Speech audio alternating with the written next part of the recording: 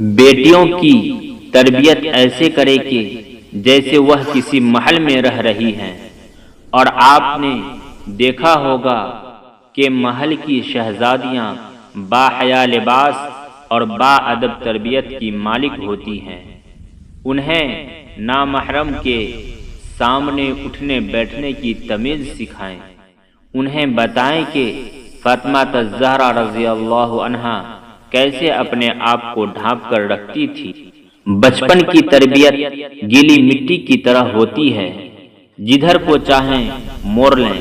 آپ بچوں کو دین کی طرف موڑیں۔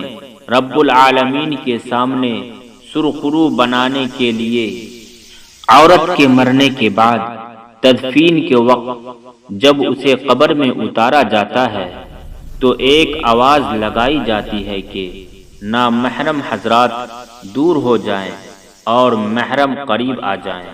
پھر ایک بڑی چادر سے قبر کو چاروں طرف سے کوڑ کر کے محرم مردوں کی موجودگی میں اسے قبر میں اتارا جاتا ہے۔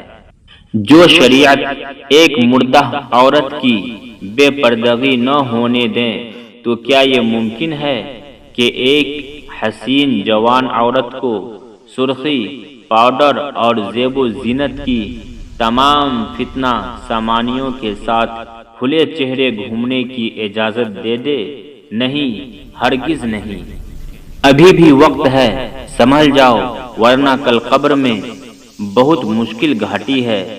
ضروری نہیں ہے کہ صرف گہنے ہی چمکیں، حیا کی چادر بھی چار چاند لگا دیتی ہے۔